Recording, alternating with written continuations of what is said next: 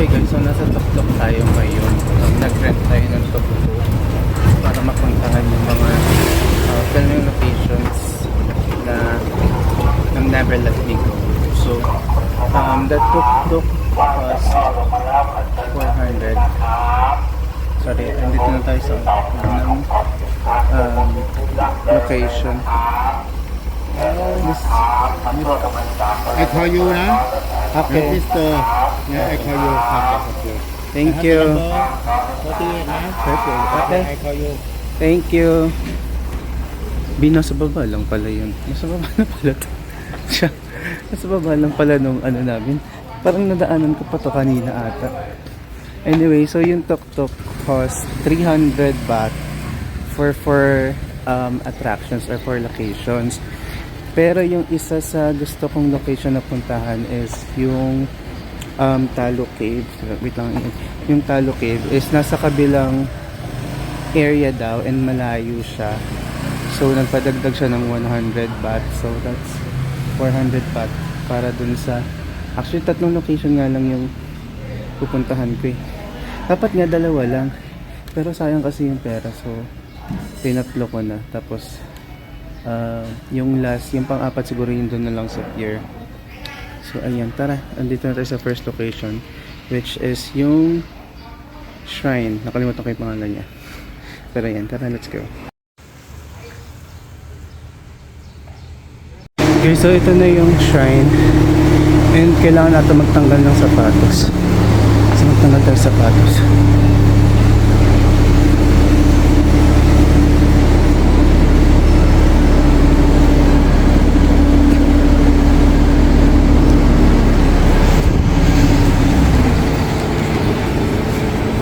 Okay, so ito na isa sa filming locations ng Never Let Me Go.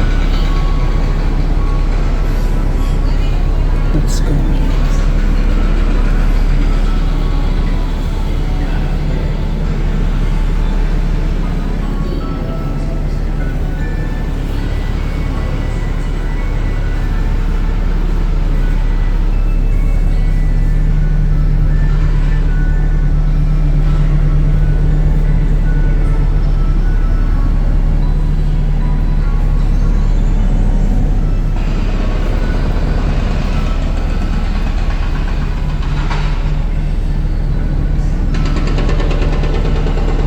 Ito yung view dito sa taas. Grabe, ganda.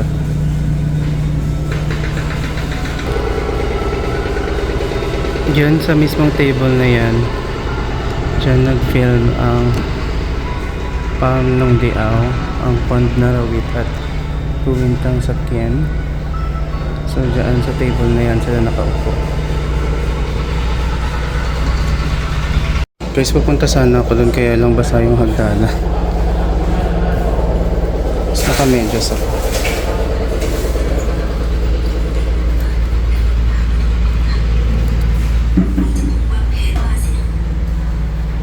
Ayan, so ito ay naging filming location din ng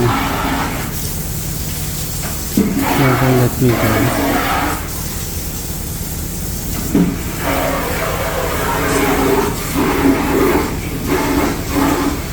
So guys, hindi naman nila ako sinisita sa pag-film. So I think pwede naman. Tapos marami ako nakikita nag-aalay ng merit. Pero I'm not sure kasi kung paano gawin yun. Like, yun ang madala silang pagkain and ako wala.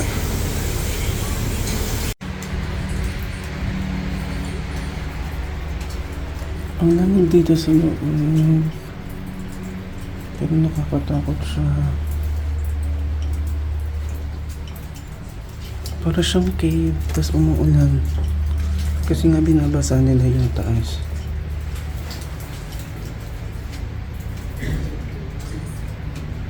Ayan guys, dito yung mismong shot ng Pampuin.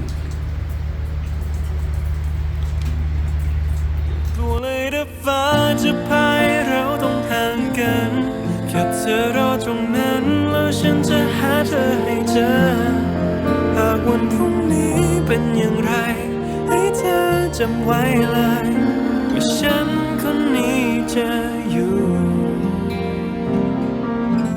เพื่อเธอแค่คนเดียว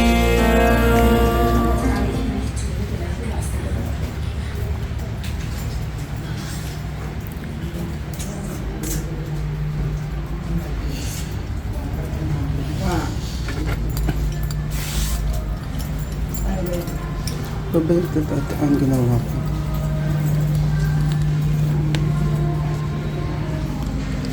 Guys, baliktad yata yung ginawa ko. Dapat ata dito muna. Pero ito, isa rin to sa filming location ng Never Let Me Go. Ayun, nagsulat sila dyan. Sulat mo yun or basta may scene sila dito. ชีวิตของฉันมีค่าแค่ไหนหนึ่งหัวใจที่ฉันให้เธอไปก็คือคำตอบนั้นหนึ่งเดียวที่จะให้ไว้หมดเลยหมดทั้งหัวใจ Ito pala yung tuk-tuk na na-rent natin. So we are done with our first Never Let Me Go filming location. Dito yan sa Kuan Yin Shrine sa Kosi Siyang Shonburi. Inintay ko na lang yung tuk-tuk driver natin na ayan na, naglalakad na. Para dalhin tayo sa second tourist attraction natin. Yun naman ay hindi nakasama sa filming location. Pero dinagdag lang natin yung dito sa ating itinerary para nga ma-maximize natin yung ibabayad natin. Ayan, let's go.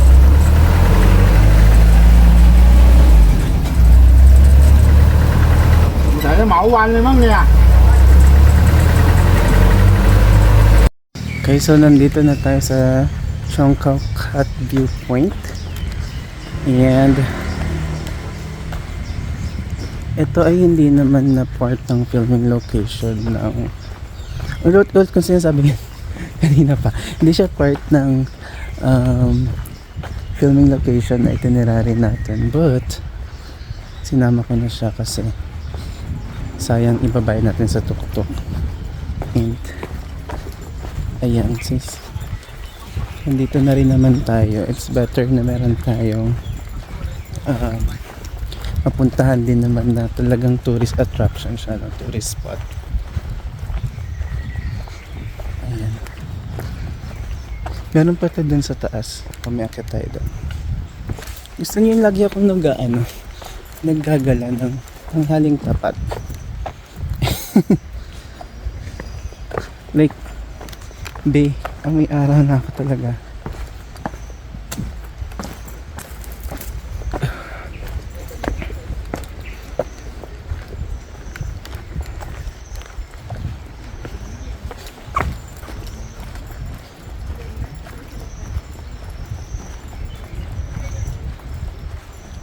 Ganda dito, oh. Shucks. Oh my god, may mga ganto-ganto silang viewpoint, oh. Fudge, at kaya yung nandoon? Mapupuntahan kaya natin yan?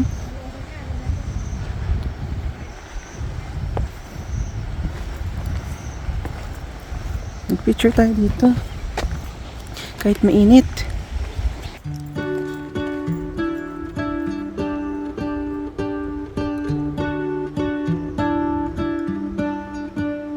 What if the world had more of your smile? What if the wind could spread your love?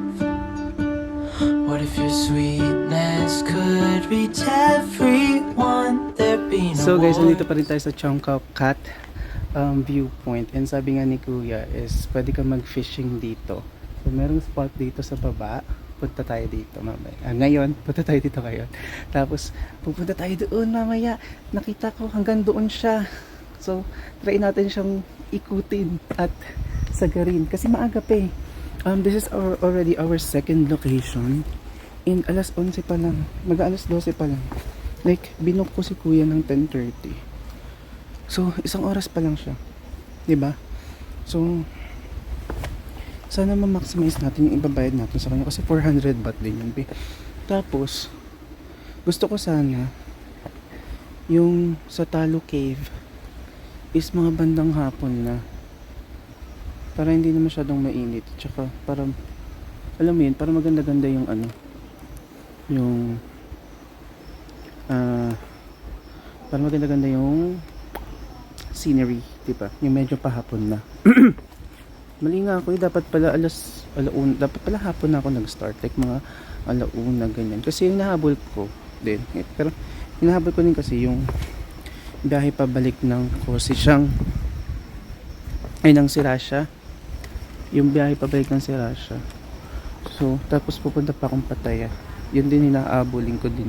So ayun, kaya naisipan ko mag-go na ng 10:30. Pero sayang din kasi yung sa Talo Cave. Maganda, feeling ko maganda din kapag yung hapon yung medyo pa sunset na ganyan. Pero carry na din yan para hindi rin tayo gabihin. So ito guys yung fishing spot ko. Tapos may mga upuan, ang ganda doon, may upuan, ayun, nag-isang upuan doon. Mag-picture tayo doon. Ayan guys, so tignan mo, meron siyang spot dito for picture. Tapos, ito yung fishing spots. And then, ayun yung gusto kong puntahan, nasa dulo. Ayun o. Like, there. Gusto ko pumunta dyan. And nakita ko, pwede tayong damaan dito. Ayan, instead na doon sa taas. So, dito tayo dadaan, papunta doon. And then, doon na lang tayo sa taas. Dumaan pabalik. There.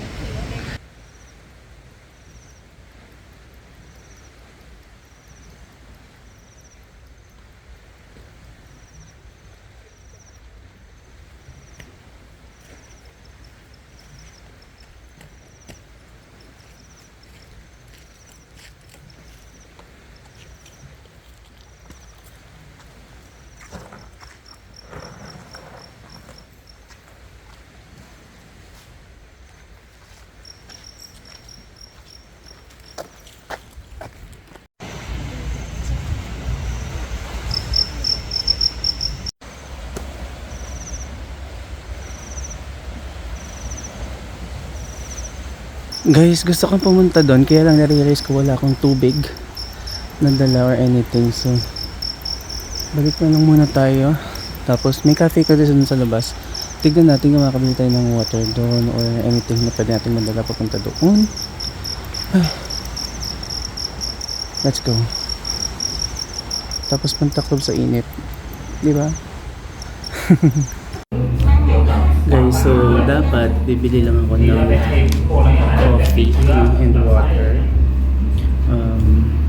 Tapos babalik sana ako dun sa baba. Kaya lang pag-akit ko dito, andito na yung tuk-tuk driver ko.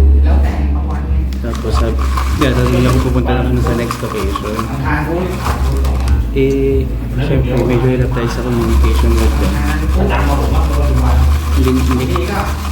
Hindi ko masabi na babalik pa ako.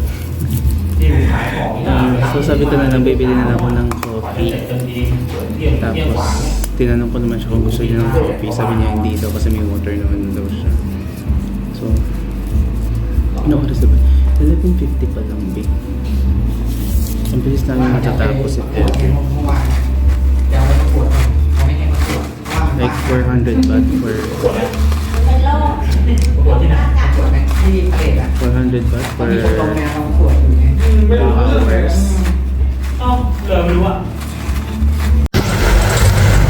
Guys, mukhang malayo ngayong Talo Cave.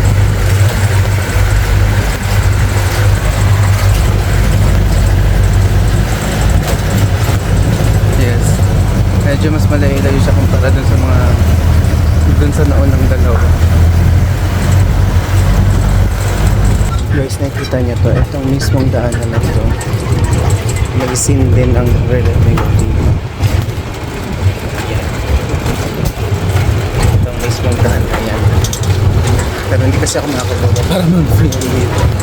So, yun. Layo pala talaga ng cave. Guys, alis na siya. Iiwan niya na ako. Charet. Hindi, tatawagan ko lang yan siya pabalik. So, we are here na at Talo Cave. So, this is also one of the filming location of Never Let Me Go. Damn. So, hindi ko alam kung paano ko makukuhanan yung shots nang wala akong kasama. Mag-isa lang ako. Pero ito siya, Talo Cave. Guys, for reference lang kung paano kumukuha yung shot na to nang ako lang mag-isa. So, ito dapat yung shot na makukuha ko. Ayan. Dapat yung mas mataas pa eh. Pero dito, tatry muna natin dito sa baba. Ayan. So, okay naman na yung shot na yan, diba? Dapat mas gilid pa sana dito. Pero, mamaya natin i-try yun sa taas. Dito muna. So, ayan. For reference, ito yung tripod ko. Dito ko siya ilalagay. Tapos, bababa ako dun. Lagay ko kaya yung bag ko for ano. I think pwede ko ilagay yung bag ko para at least mas mabigat siya. Hindi siya anginin. Ayan. So ganito nilagay. Gagawin kong pampabigat yung bag ko dyan. Ako lang naman mag-isa here. So wait lang. Kailangan natin ng mas magandang angle. Ayan. Okay. Sige, game.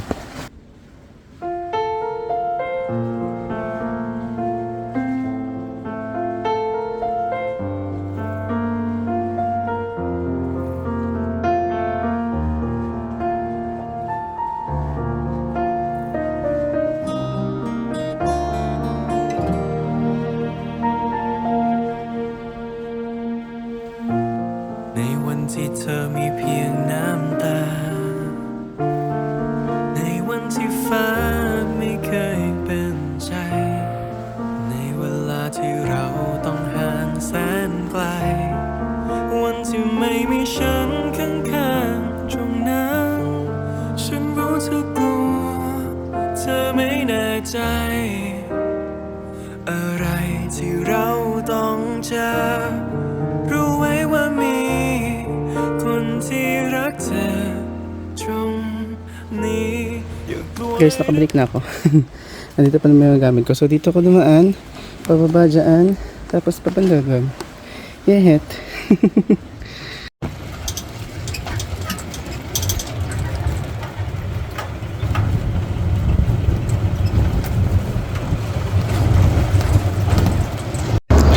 Guys, nakikita niyo yung parang tower na yan. Isa din yun sa filming location ng Never Let Me Go. Yung bridge, yung parang yung pathway na yan. Nagmotor sila dyan. So, hindi na tayo nakapunta kasi hinabol natin tong ferry na paalis na. So, ito yun. Dito na lang tayo mag-video. Guys, we made it back here to Sirasha. And it's just 2 p.m. Wow, ang aga. Ang aga doon. Hindi rin natin na ubos yung one day sa sa Kosi Siam. Gusto ko pa sanang magstay doon. Kaya lang ang hirap din kasi kada galaw mo doon parang kailangan naka-motor ka, ganyan. Kailangan